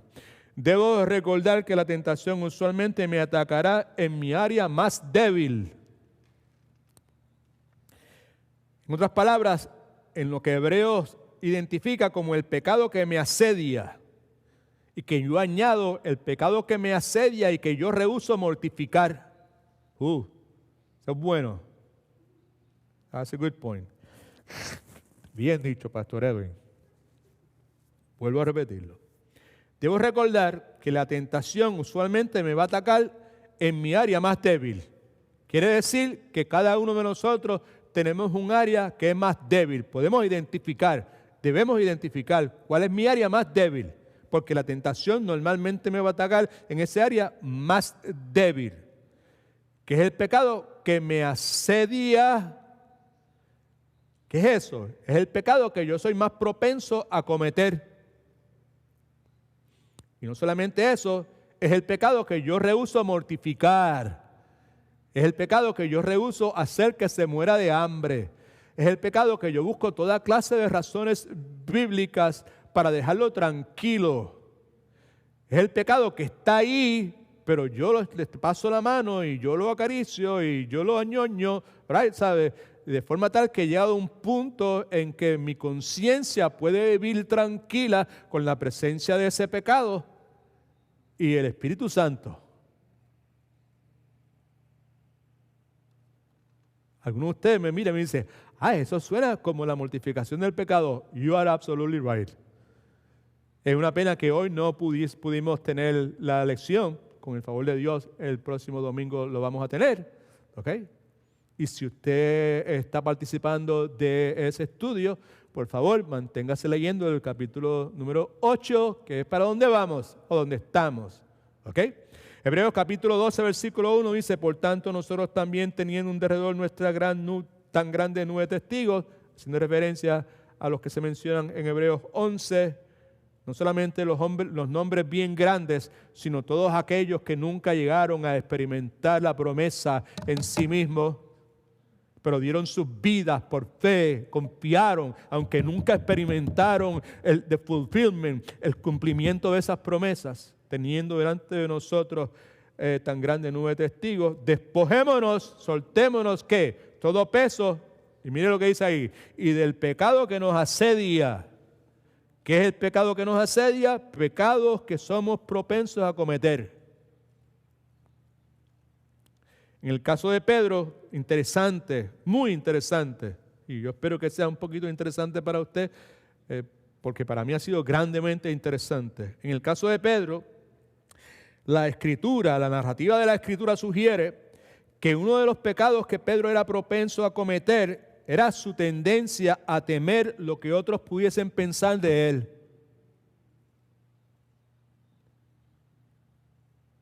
Sounds familiar, right?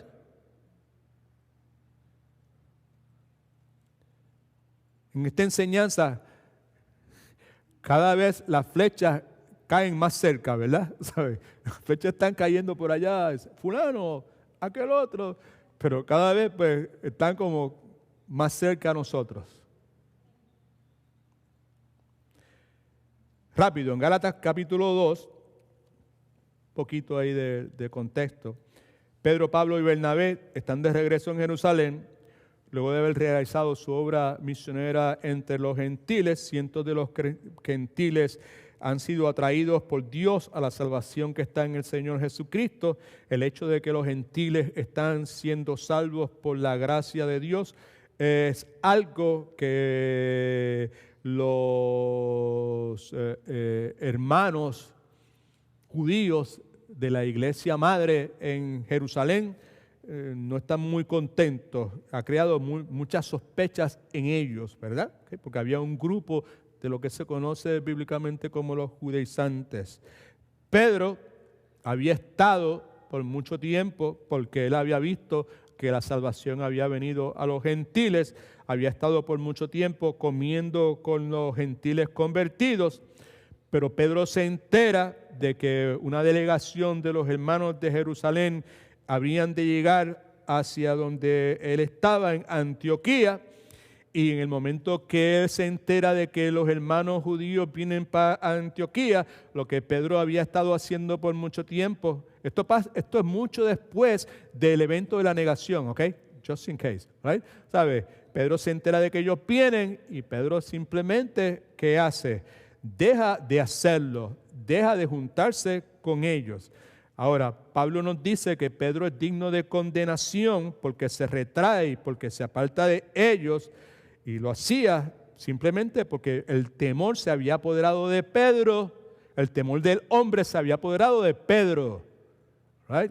Y había sido escandalizado nuevamente por el temor del hombre. Pedro fue escandalizado cuando el Señor fue arrestado y para ser crucificado. Pedro, que yo no me voy a escandalizar, Pedro se escandalizó, Pedro tropezó y Pedro vuelve nuevamente a escandalizarse y a tropezarse ahora que viene esta delegación de judíos de Jerusalén para ver si es verdad que era lo que había pasado con los gentiles, pero ellos no vienen necesariamente con una mente pura y limpia. Ellos lo que vienen es, si se convirtieron, ahora ellos también tienen que asumir todas las tradiciones y la circuncisión y adorar en sábado y hacer esto y hacer aquello otro.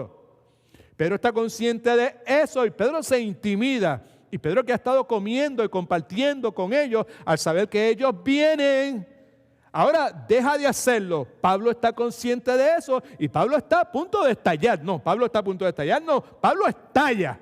Y dice, unacceptable. No es aceptable. Y Pablo dice que Pedro era digno de condenación al retraerse, apartarse de los hermanos gentiles. Era digno de condenación porque temía lo que pudieran pensar los hermanos que venían de Jerusalén. Gálatas capítulo 2, versículos 11 y 12. You got that in your outline? Yes, you do. Ok, estamos terminando, gloria a Dios. Pero cuando Pedro vino a Antioquía, ¿qué dice ahí? Lo reprendí como cara a cara. ¿Por qué razón? Porque era de condenar. ¿Por qué era de condenar? Pues porque antes que llegaran algunos de parte de Jacobo, judíos, judaizantes, la iglesia madre de Jerusalén, comía con los gentiles. Comía con los gentiles, no solamente comía en la misma mesa y bebía con ellos en la misma mesa, sino que comía probablemente de las mismas cosas también. Porque si hubo uno que podía hacerlo era él, porque a él fue que se le dio la revelación y que le dijo, Pedro, come el lienzo aquel con toda clase de animales impuros y toda la cuestión, y el Espíritu de Dios le dijo, come, no le llames impuro a todo lo que yo he limpiado.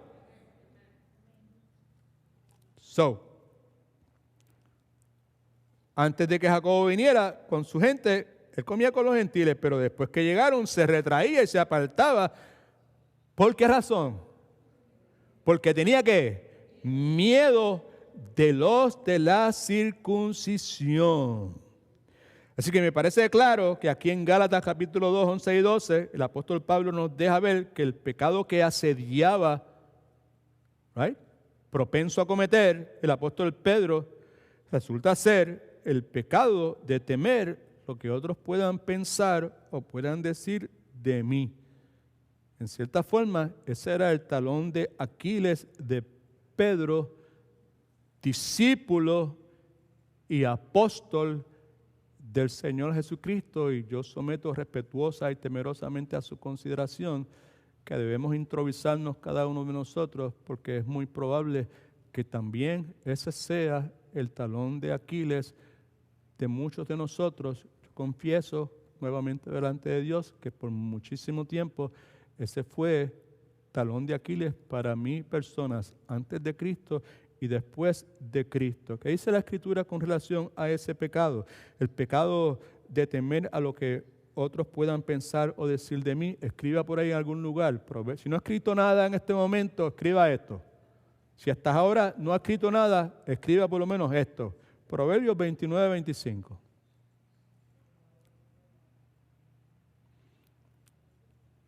Si yo fuera el médico mañana y el médico mañana me dijera, tiene un mes de vida, yo creo que me pasaría ese mes predicando todos los mensajes que pudiera predicar de Proverbios 29-25. ¿Qué dice Proverbios 29-25? Esto, que el temor del hombre pone trampas. Eso fue lo que Cristo le dijo, vas a caer en una trampa. Todos van a caer en una trampa, en la trampa del temor del hombre, porque el pastor va a ser herido, Cristo, right? Y las ovejas van a ser esparcidas por el temor del hombre, porque ahora Cristo no está, porque todos sus sueños se han derrumbado, porque todo lo que habían puesto su esperanza ha desaparecido. Ahora están ellos contra el mundo, ahora están ellos contra la religión establecida. Estoy hablando de los discípulos. El temor del hombre pone trampas, pero el que confía en Jehová estará salvo. El temor del hombre es el miedo a los hombres. Hace que caigamos en una trampa. Pero el que confía en el Señor está protegido. En otras palabras, si tú y yo le tenemos miedo a la gente, lo que la gente pueda decir, lo que la gente pueda pensar de nosotros, tú y yo nos estamos tendiendo a nosotros mismos una trampa. Pero si confiamos en el Señor, si la aprobación la que queremos es la del Señor, si el aplauso que queremos es el Señor, estaremos fuera de peligro. La realidad es que la tentación por lo regular nos ataca por nuestro talón de Aquiles y por lo tanto precisamos reconocer cuáles son las debilidades que tenemos, cuáles son nuestros talones de Aquiles. Quizás tenemos más de uno, lo más probable, definitivamente. Ahora, déjame hacer esta pregunta, que es una buena pregunta, conforme a lo que leímos en Hebreos capítulo 12. Rápido, por favor. Por tanto, nosotros también, teniendo en derredor nuestro tan grande nube de testigos, despojémonos de todo peso y del pecado que nos asedia. De todo peso, que son todas las distracciones que están en nuestra vida, que pueden ser necesariamente, no sean malas, pero no son necesarias. Son cosas que hay en la vida de nosotros, que están ahí, que son un peso, que son una carga, son actitudes, en tal o cual cosa, lo que sea. Pero el énfasis en este momento es el pecado que nos asedia, que es ese pecado, nuevamente, que nosotros tenemos dificultad lidiando con él. Ahora, la pregunta entonces es, aquí nos dice que me despoje del pecado que me asedia. La pregunta entonces es, escuche por favor, ¿cómo puedo yo despojarme de un pecado que me asedia si yo no sé cuál es?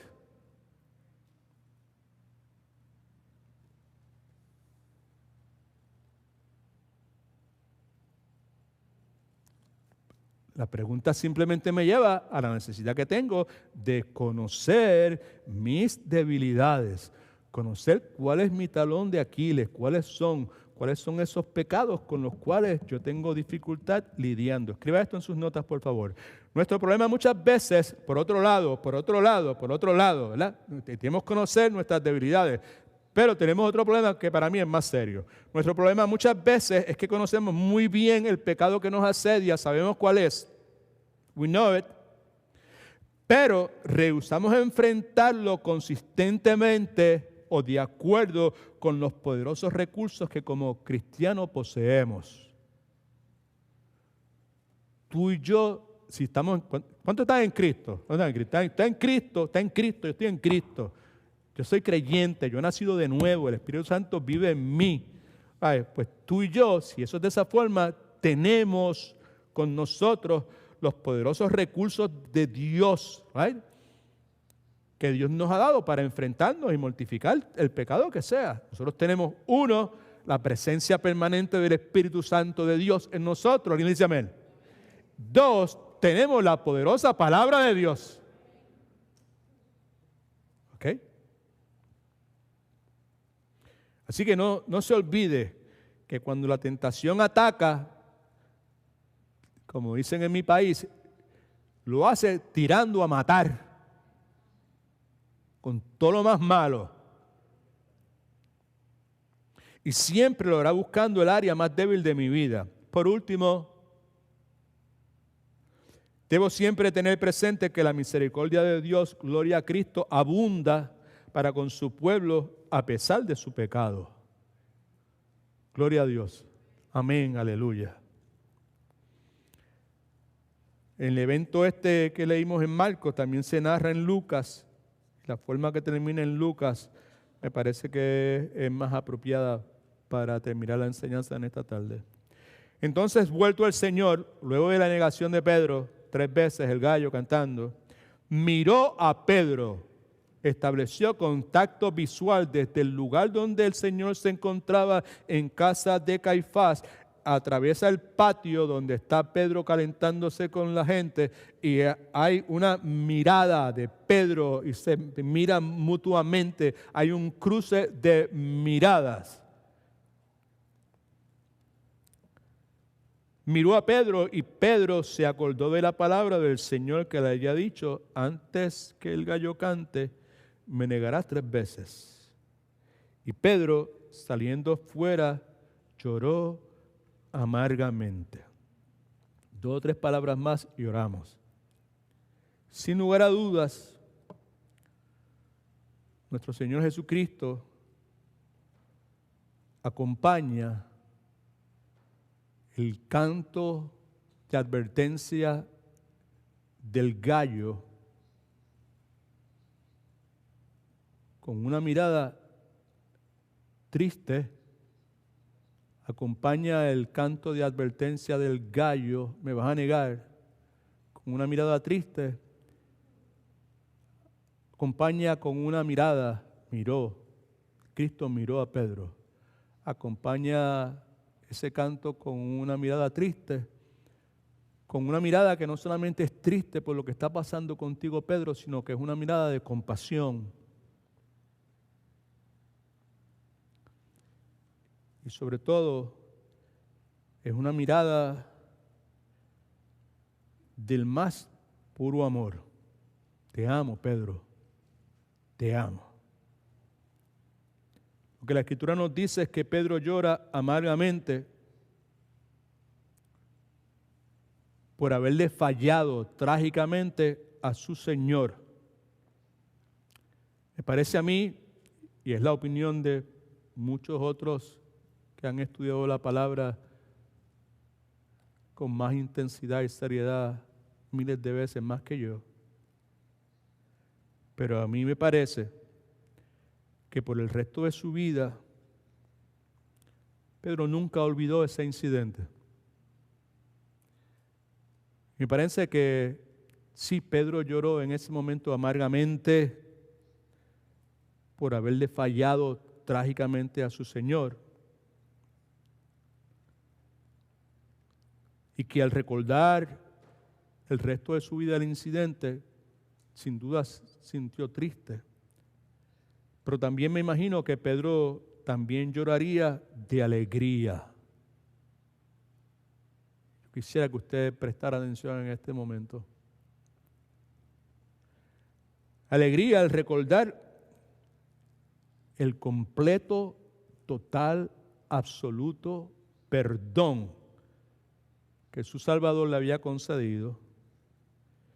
Que alegría al recordar de que su Salvador, mire para acá todo el mundo porque es importante, no solamente lo había perdonado totalmente, sino que su Salvador lo había restaurado nuevamente a la posición que anteriormente tenía.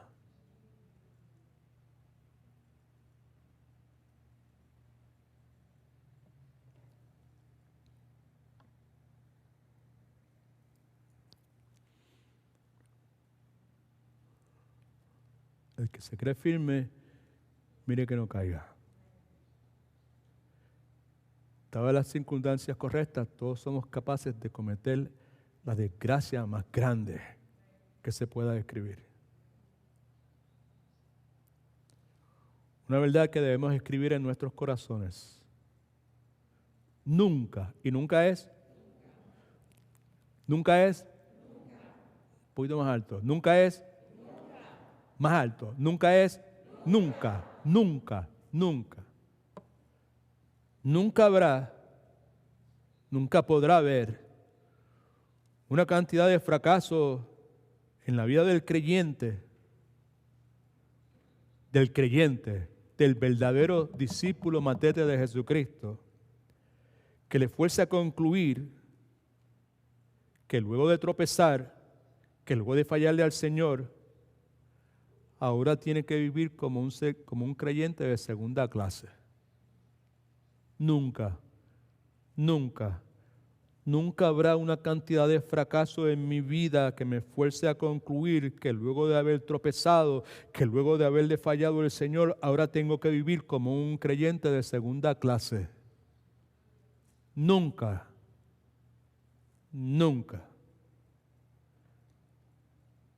Para mí es sumamente difícil imaginar un pecado mayor que la triple negación de Cristo de parte de Pedro en la hora de mayor necesidad de nuestro Señor. En la hora de mayor necesidad de nuestro Señor, Pedro niega 3 veces a nuestro Señor. Difícilmente, no hay absolutamente nada, creo yo, que nosotros podemos hacer que se llegue a eso. Nuevamente, lo más probable es que nunca pudo Pedro olvidar su traición y su negación aquella noche en el patio, en la casa de Caifás. Pero sin duda tampoco pudo olvidar la mirada triste, amorosa, pura de su Redentor y Salvador. En las notas suyas hay algo a lo último que dice: ¿cuál es la diferencia entre Pedro y Judas? Porque eso está ahí.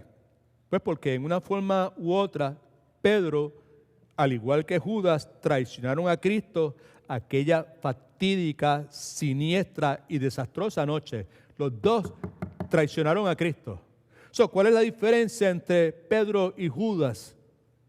La diferencia entre uno y el otro es que Pedro se arrepintió. Ahí está. Pedro se arrepintió. Nunca es tarde para arrepentirse. No estamos hablando de sentirme mal porque me cogieron con las manos en la mesa, porque se descubrió mi pecado, porque ahora todo el mundo lo sabe, porque ahora voy a tener consecuencias. No, estamos hablando de arrepentimiento, quebrantamiento por su pecado. Pedro llora amargamente con lágrimas de arrepentimiento genuino, mientras busca el perdón de Dios y mientras recibe la misericordia de su Salvador. La palabra enseña que Cristo, luego de eso, manda a buscar a Pedro. ¿Te acuerdas?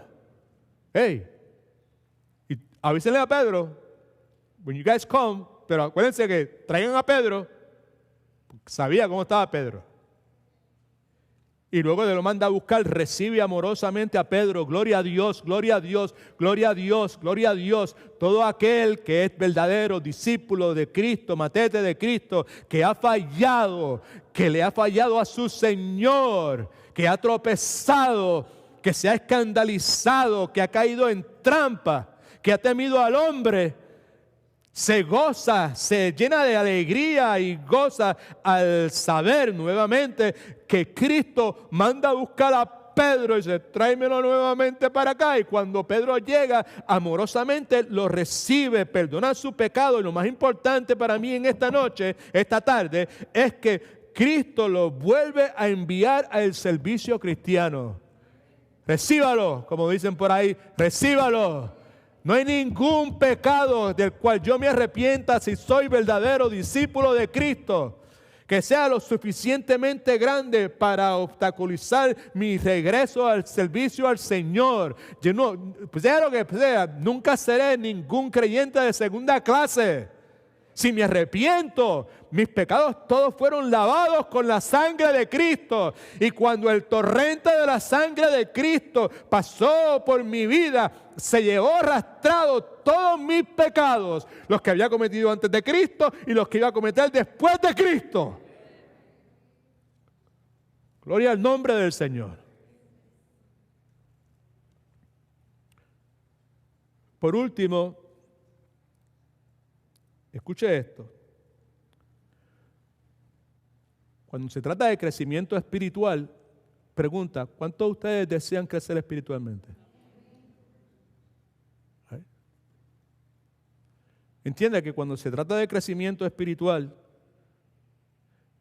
decíamos al principio de nuestro ministerio, que Dios nos acepta como nos encuentra, pero Dios, no tenemos que limpiarnos nada de esas cosas, ¿verdad? O sea, no tengo que ir a ningún encuentro, retiro de 3 días, no tengo que ir al río Jordán y bañarme en el río Jordán, nada de esas cosas. Yo vengo a Cristo y Cristo me acepta con mis verrugas, mis arrugas, pero desde ese momento en adelante Él comienza un proceso de limpieza, de lavamiento en mi vida.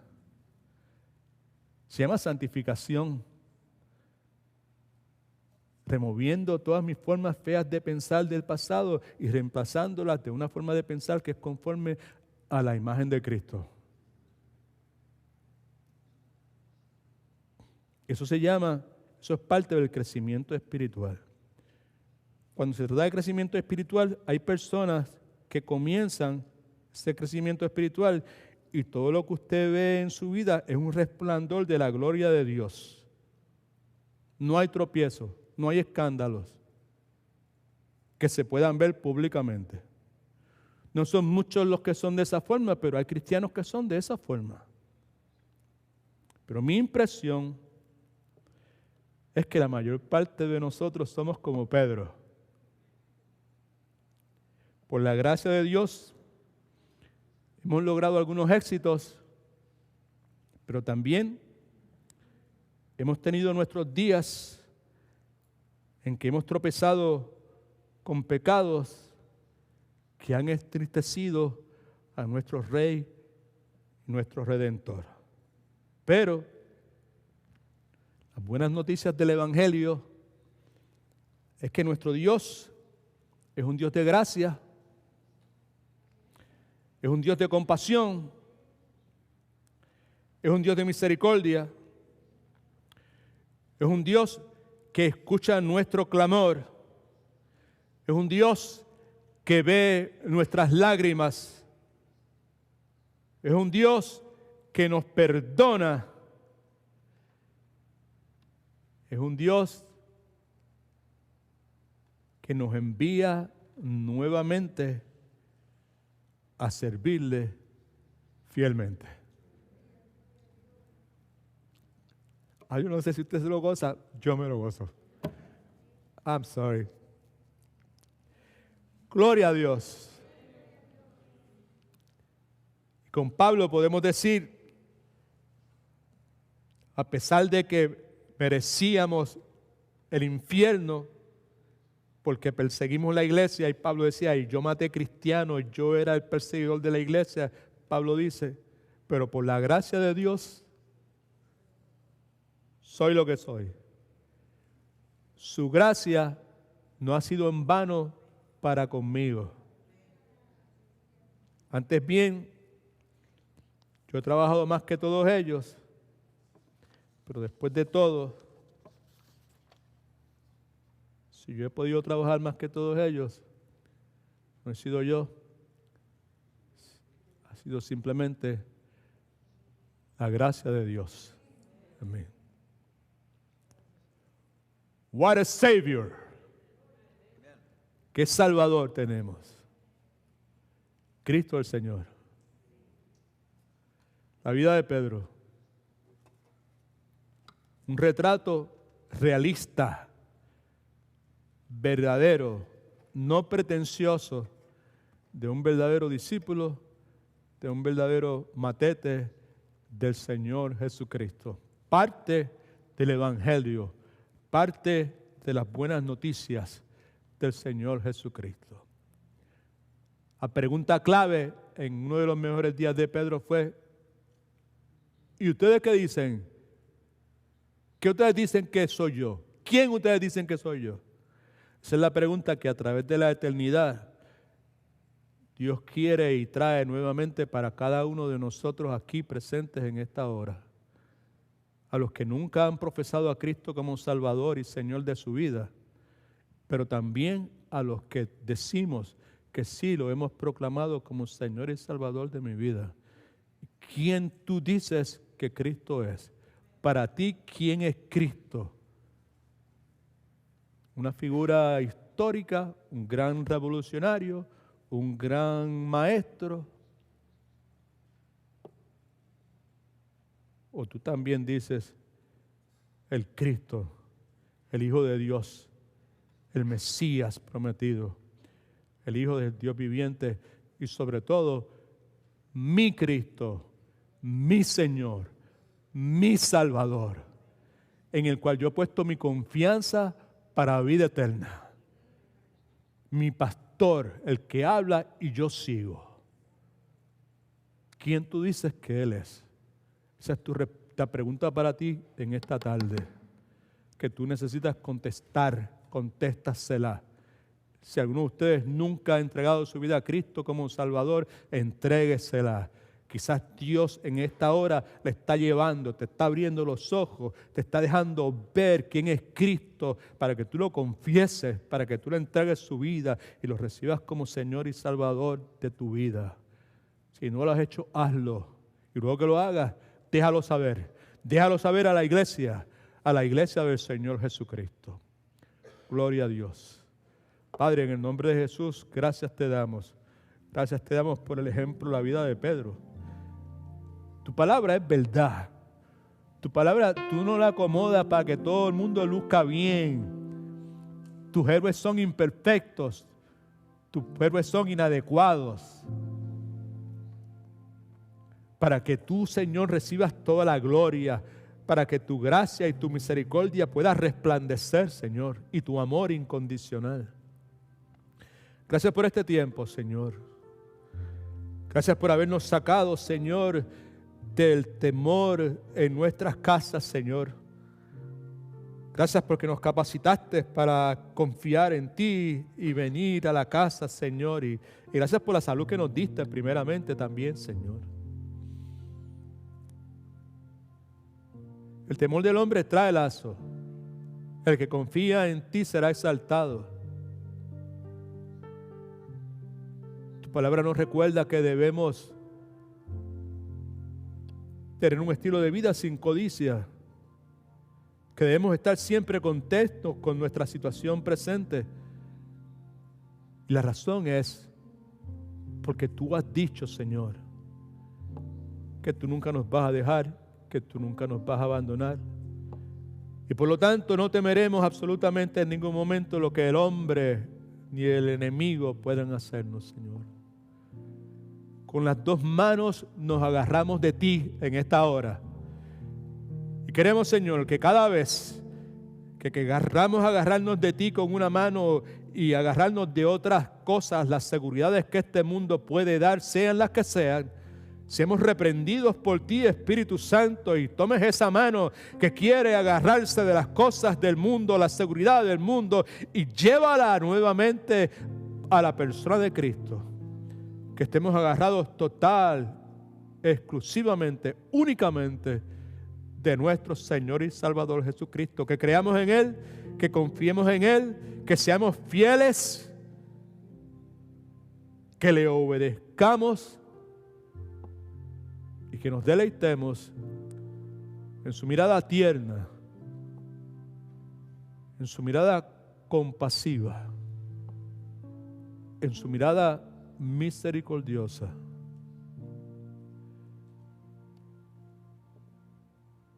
Que nos deleitemos en su llamado, que nos llama, que regresemos, que todo está bien, que no ha pasado nada.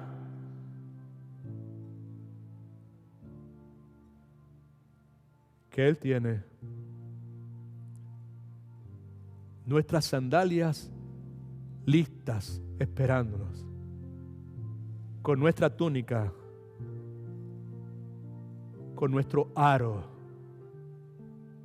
porque somos de Él, porque nos compró desde antes de la fundación del tiempo y nada de lo que nosotros pudimos haber hecho le toma de sorpresa.